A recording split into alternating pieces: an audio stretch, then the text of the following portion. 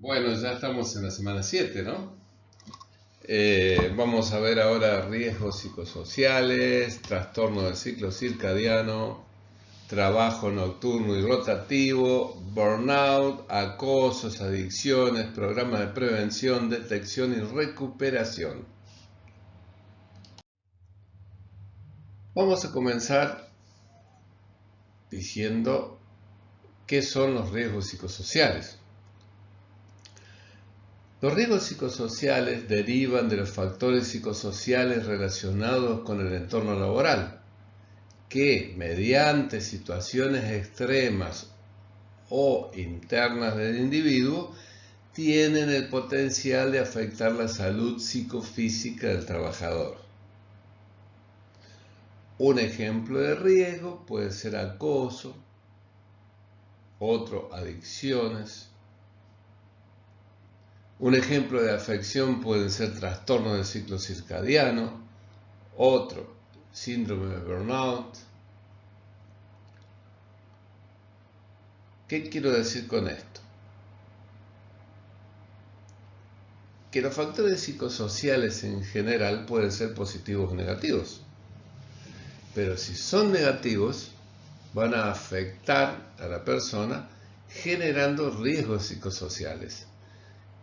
Como les dije, los riesgos psicosociales son efecto del factor psicosocial negativo y tienen sus consecuencias. Esas consecuencias pueden ser trastorno del ciclo circadiano, como dijimos, o síndrome de burnout, como hemos dicho también. Pero los riesgos en sí mismos son aquellos que van a producir las consecuencias. Por ejemplo, acosos laborales, adicciones, etc. Antes de continuar con los riesgos psicosociales en sí mismos, vamos a observar que los riesgos psicosociales tienen un alto potencial de generar enfermedades en el sistema nervioso. Por eso es interesante que conozcamos el sistema nervioso y sepamos por dónde pueden venir esas enfermedades causadas por los riesgos psicosociales.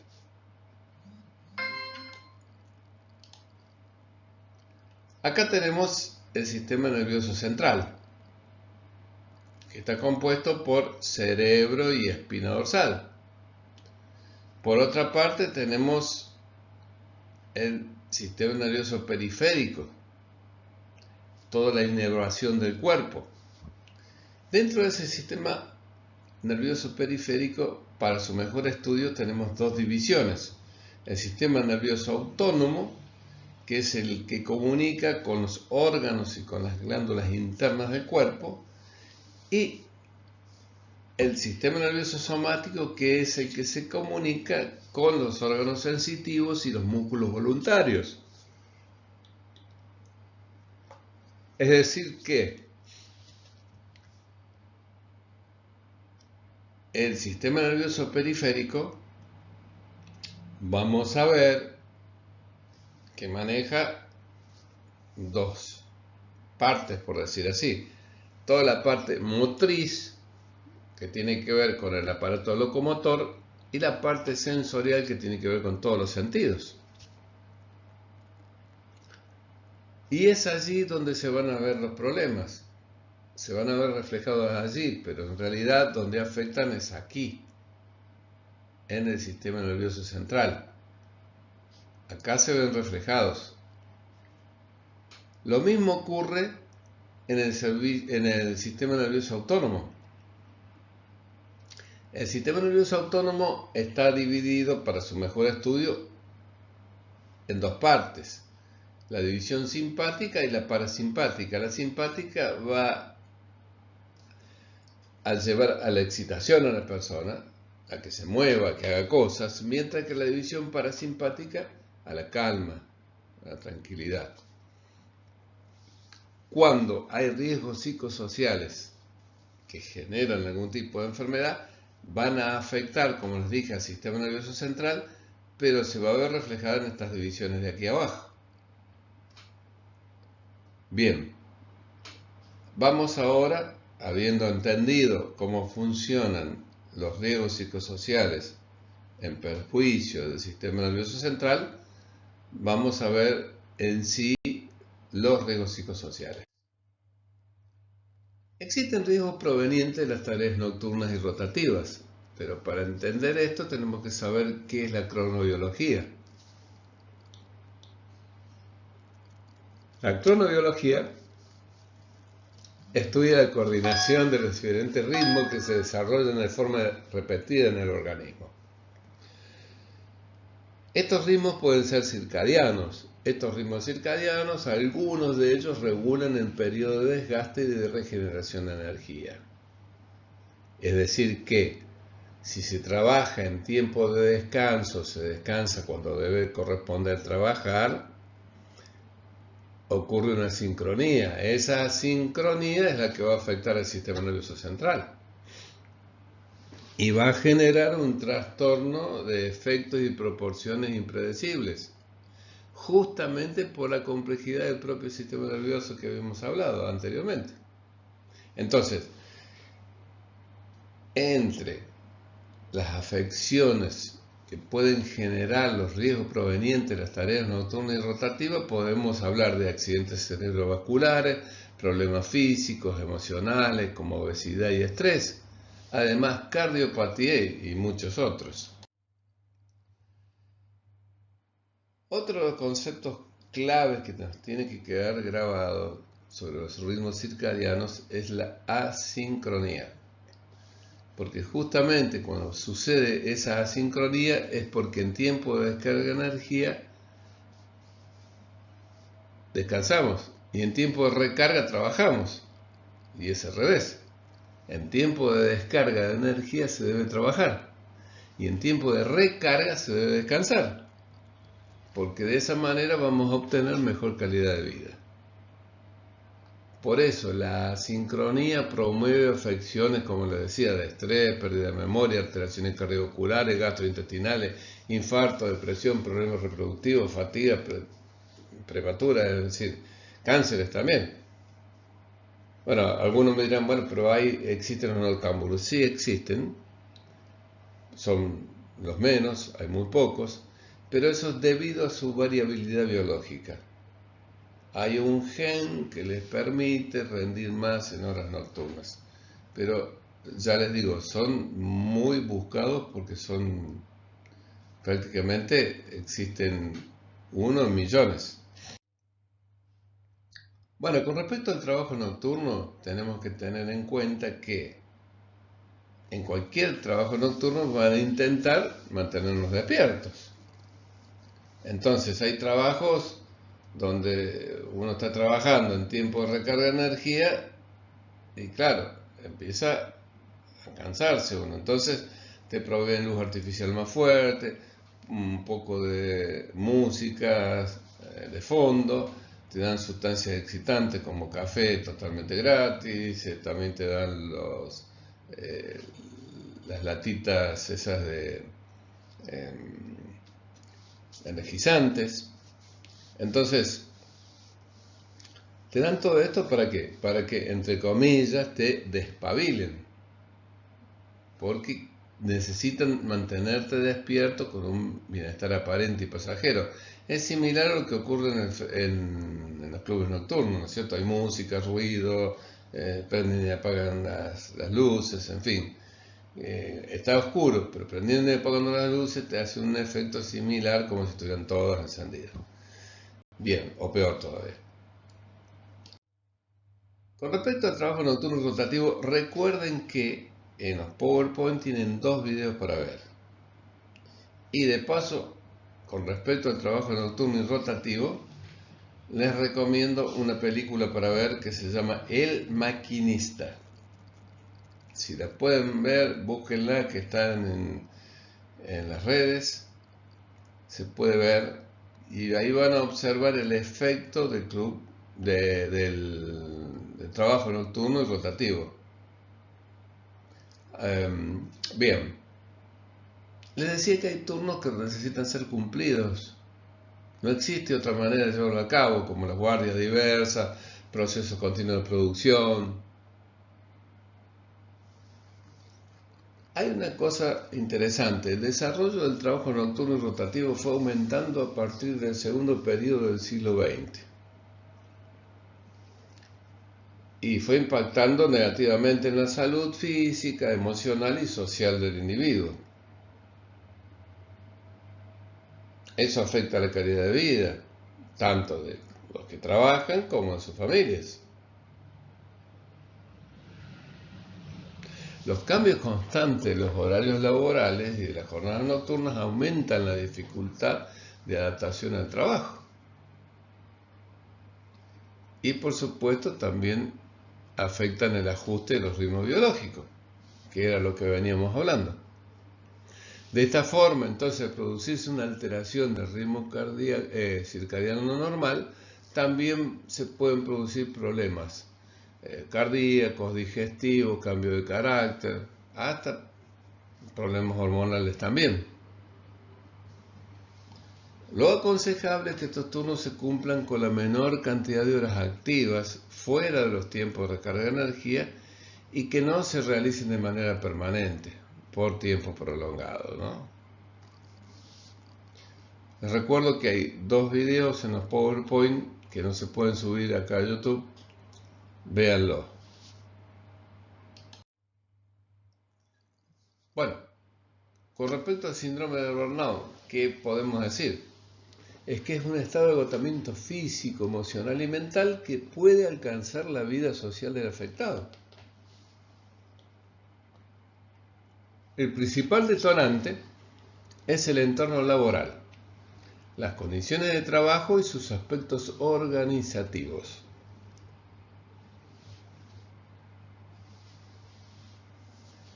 ¿Cómo es eso?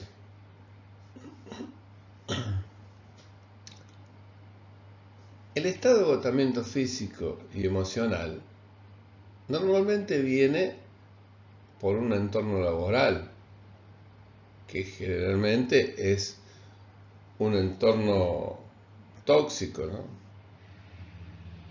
Condiciones tóxico en el sentido no de toxicidad ambiental, ¿no?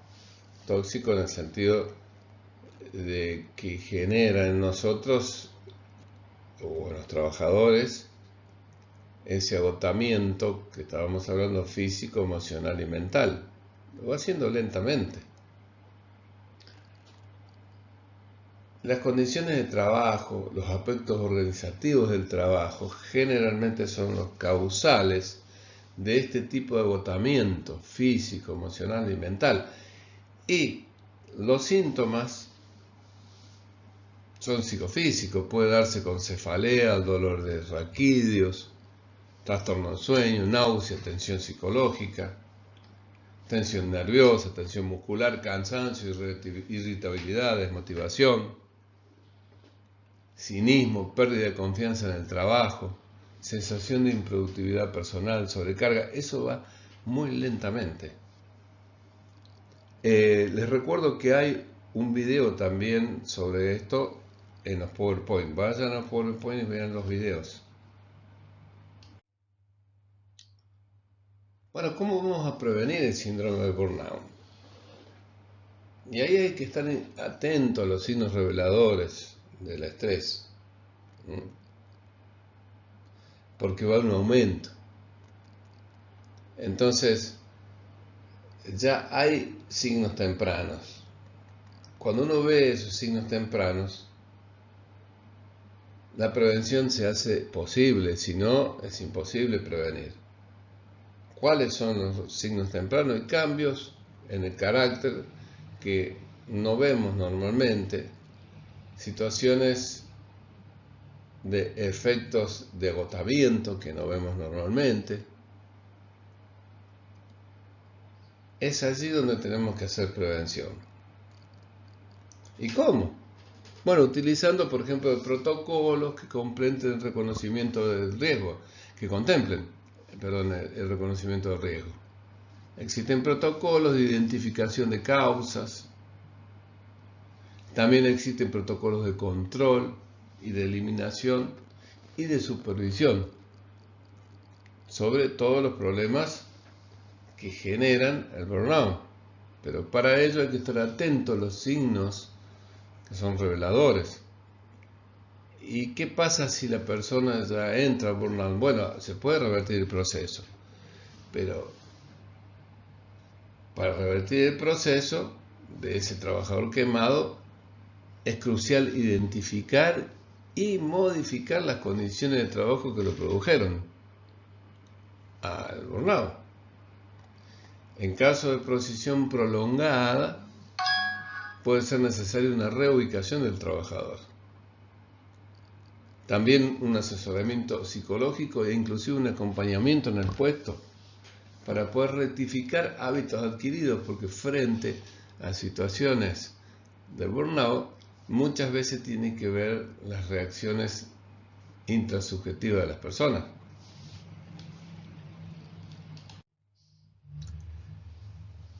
Con respecto al moving, ¿qué podemos decir? ¿Y qué es una violencia psicológica sistemática y recurrente por tiempo prolongado destinado a producir debilidad?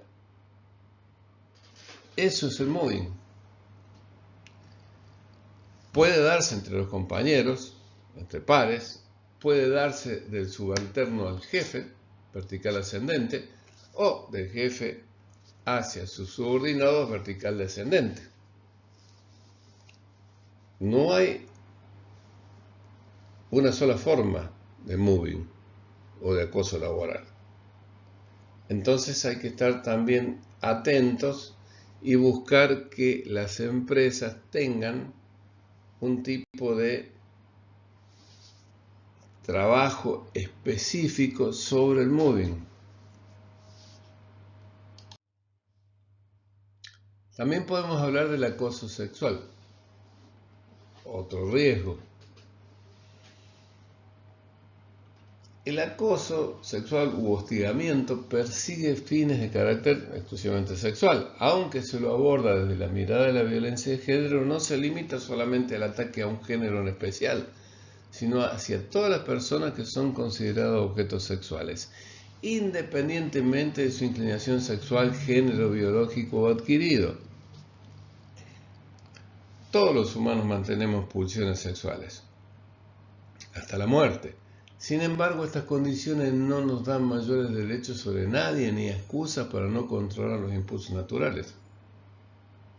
Entonces, hay que tener mucho cuidado con respecto a esos acosos si aparecen. Vamos a ver más adelante algunas cosas más al respecto.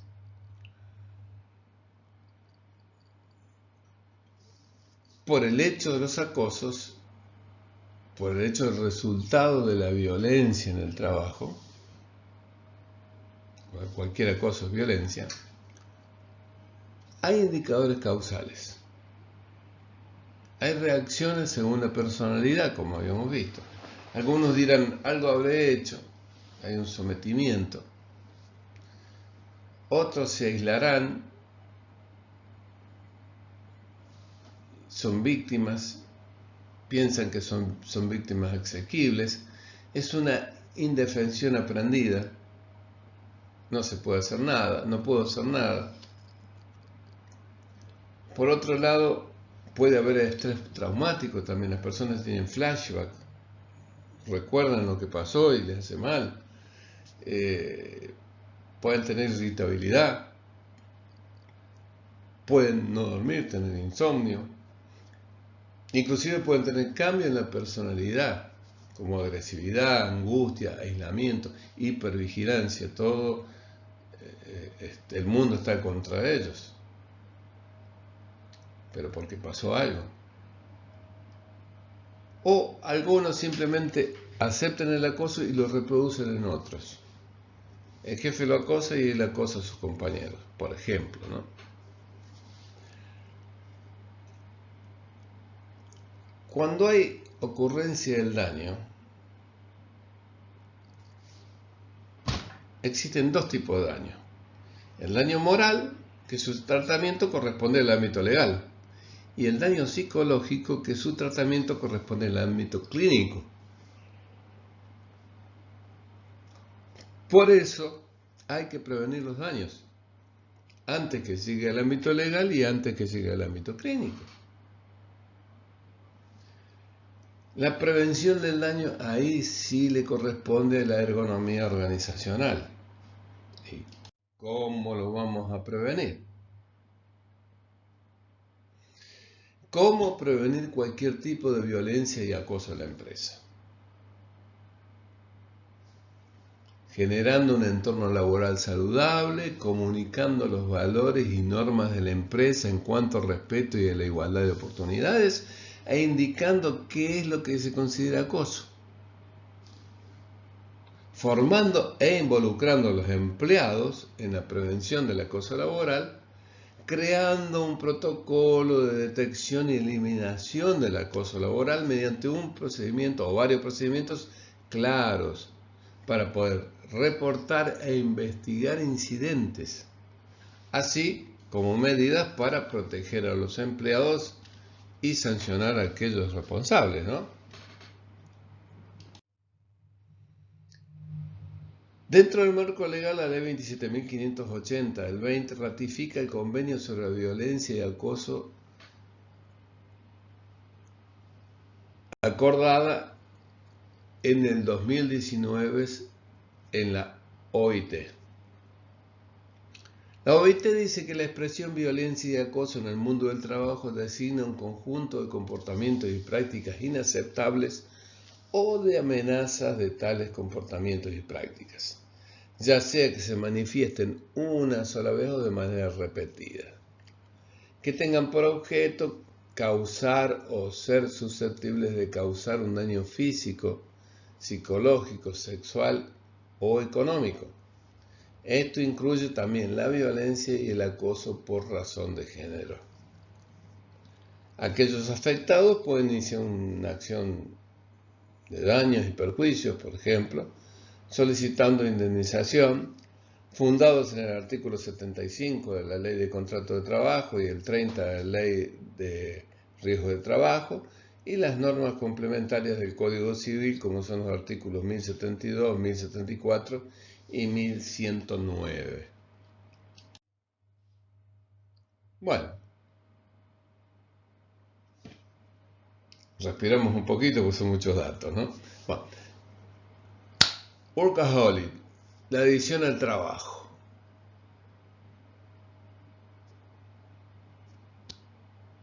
Es una afección.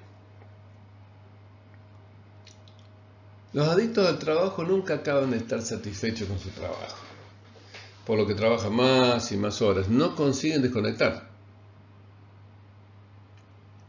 ni en su escaso tiempo libre. No pueden desconectar, no descansan lo suficiente y el cansancio se va acumulando y haciendo mella en su organismo. Suelen acabar teniendo conflictos laborales y familiares estas personas.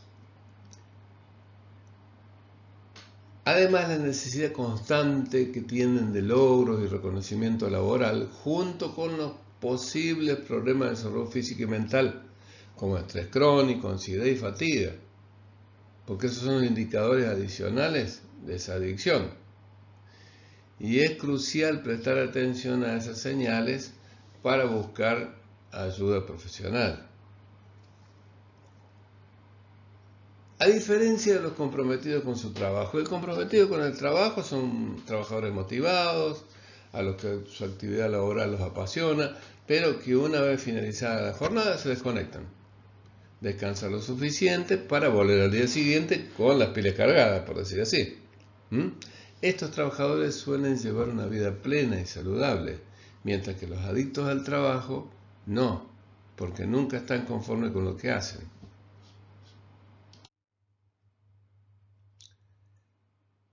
¿Cómo vamos a prevenir la adicción al trabajo?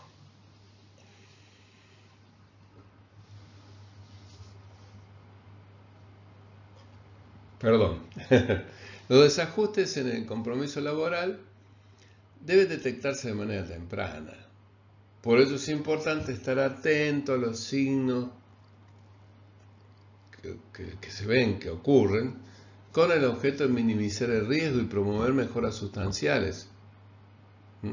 Utilizando, por ejemplo, los protocolos de esos que estábamos hablando, que contemplen el reconocimiento del riesgo la identificación de la causa, su control, eliminación y la posterior supervisión, supervisión de los controles para la eliminación.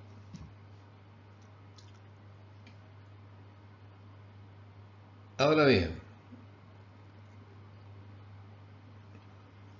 ¿cuáles son esas pautas que tengo que tener en cuenta? Esos signos reveladores. Nos vamos a dar cuenta perfectamente porque hay una diferencia muy grande entre el que sabe desconectarse y el que no sabe desconectarse. Entonces, allí es donde hay que poner en marcha estos protocolos. ¿Cómo se revierte el proceso este, ¿no? Y para revertirlo siempre hay que identificar y modificar las condiciones de trabajo que produjeron ese problema. Y en casos especiales aún hay que reubicar al trabajador, ¿no? Y darle un asesoramiento psicológico o acompañamiento en el puesto para poder rectificar los hábitos adquiridos, porque esos hábitos fueron realmente adquiridos.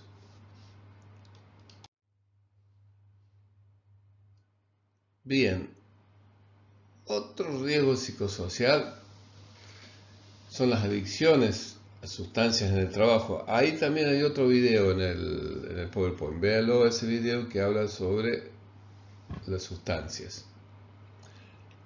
y sobre los efectos de la sustancia.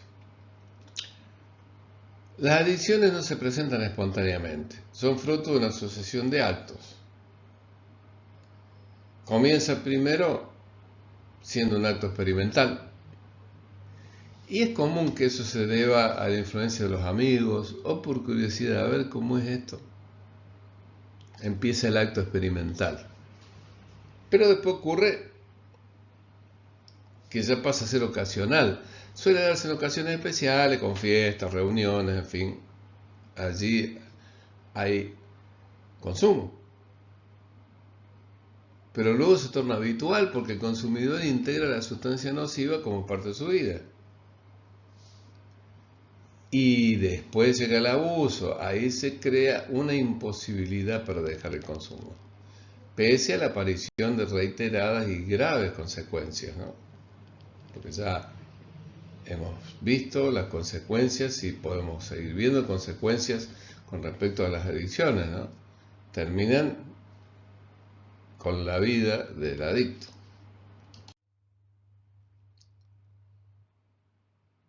Ahora, las adicciones es posible que obedezcan a múltiples factores. Que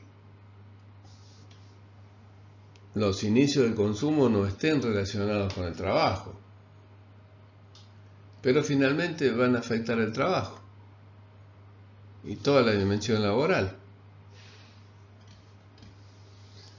Para entender un poco más las adicciones tenemos que comprender cuáles son las fases de consumo. Y la fase de consumo empieza con una droga que produce tolerancia, la puedo tolerar perfectamente. Cuando hablo de droga no me estoy refiriendo solamente a las cuestiones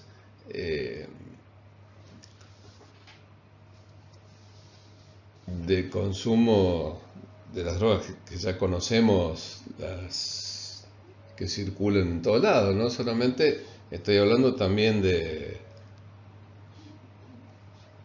cigarrillo, del alcohol, que también son drogas.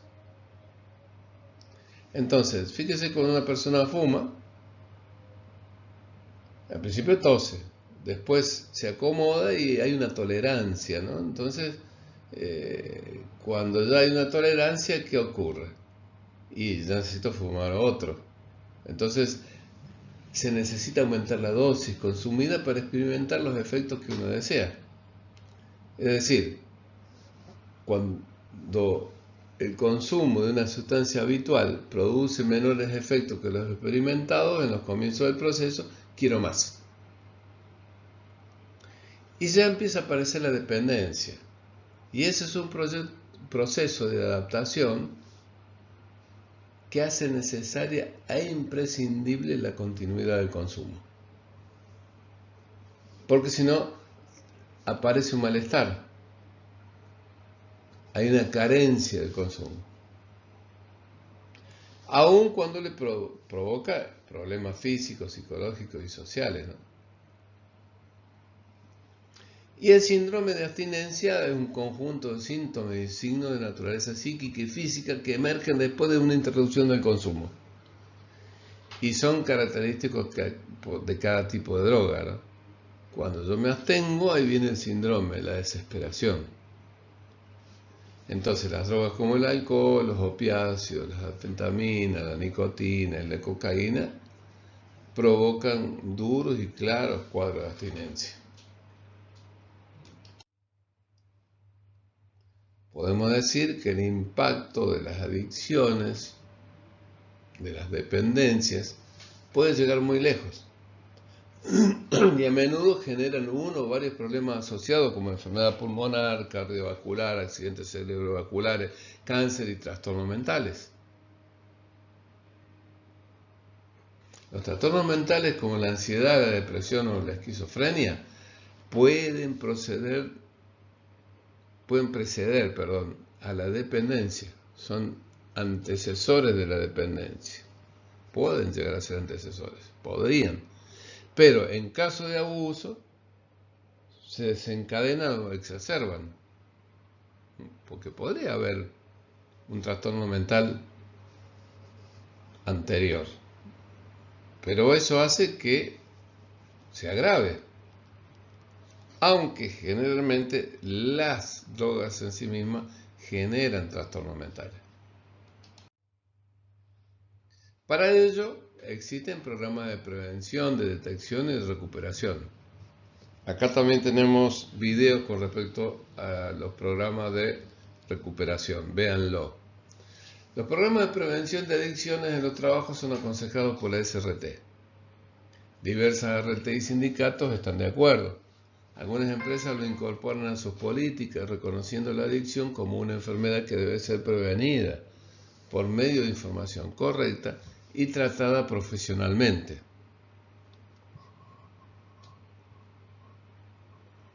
También existen los programas de detección.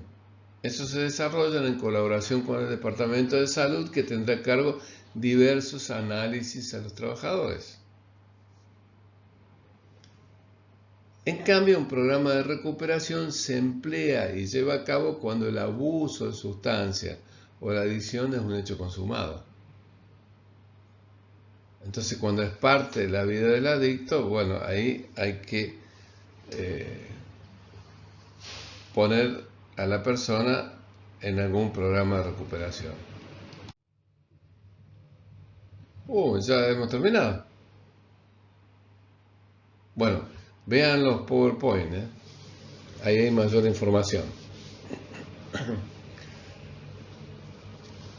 Hemos visto factores y riesgos psicosociales, trastornos del ciclo circadiano, trabajo nocturno rotativo, burnout, acoso, adicciones, programas de detección, prevención y recuperación. Vemos bastante.